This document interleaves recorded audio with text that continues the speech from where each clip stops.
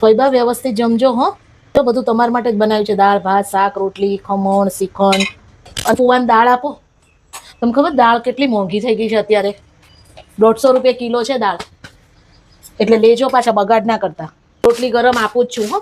ઘઉંના ભાવ કેવડા મોંઘા થઈ ગયા ભાઈ બા આ વખતે તો, બાપરે 600 ને 700 રૂપિયા મણ હતા ઘઉં. બગાડ ના કરતા હો, ખાજો તમ તાર. અને શ્રીખંડ સત્યવિજયનો લઈ આવ્યા છે. સત્યવિજયનો શ્રીખંડ બહુ મોંઘો આવે છે ભાઈ બા.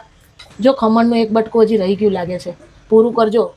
હા ફુવાન ભાવે તો આપો. ના તમે બે જ ખાવામાં છો, અમારા માટે તો અમે શાક રોટલી બનાવી સાદી. અત્યારે મોંઘવારીમાં આટલું બધું મોંઘું ખવાય? આ તો તમે આયા એટલે થોડું થોડું લઈ આવ્યા હતા. શાક ટીંડોરા બટેટાનું શાક બનાવ્યું છે ભાઈ બા. 30 રૂપિયા 250 ટીંડોરા છે. 500 ટીંડોરા લઈ આવી હતી તમારા બે માટે, અને તો એક બટેટું નાખ્યું. ફુવાનો ખોરાક વધારે ને એટલે. તમે એમ તો ખાઈ શકો છો આ ઉંમરે. ખાવ ખાવ તમ તાર, તમારા માટે જ બનાવ્યું છે ફુવા. પાપડ શેકું, મગના પાપડ છે. મગના પાપડ કેટલા મોંઘા થઈ ગયા. અરે નામ નથી લેવાતું કઈ વસ્તુનો ફૈબા અત્યારે. તમ તાર શાંતિથી ખાવ, મોંઘવારીની ચિંતા ના કરતા. છાશ આપું, ઘરે જમાઈએ છીએ દહીં.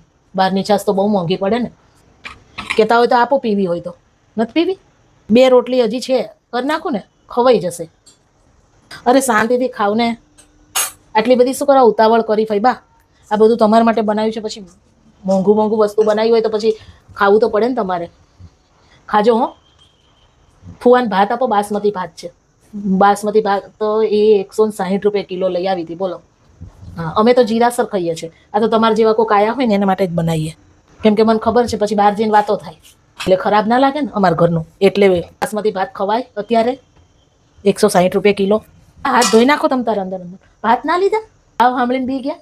લે રાખી દો ત્યાં થાળી, વાંધો નહીં, હું લઈ લઈશ ભાઈ બા. એટલી બધી ચિંતા કરો માં. આ બધી વસ્તુના ભાવ કીધા તમને ખોટું નથી લાગ્યું ને? તો ઠીક, મેં કીધું એટલે ઓછું ખાધું તમે એમ. આ તો તમને ખબર પડે ને ભાઈ બા કે તમે આવ્યા, તમે આટલો ખર્ચો કર્યો. હવે અમે તમારા ઘરે આવીએ ને તો તમે પાછા કરજો એમ, એટલા માટે. આમ હામું છે ને ભાઈ બા. હા કેમ ઉદાસ ઉદાસ છો? શું થયું? કોઈ નહીં. ગઈ ન હોય તો તારું આવી રીતે ન હોય, કાંઈક છે. બોલ બોલ, શું છે?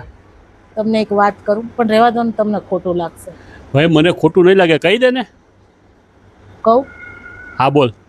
મને એવું લાગે છે કે મારે અને સુખને 12 ઘઉંના છેટા છે. બસ એટલું જ? આપણા લગ્ન થયા ને ત્યારથી મારે અને સુખને છે ને બહુના છેટા થઈ ગયા.哎呦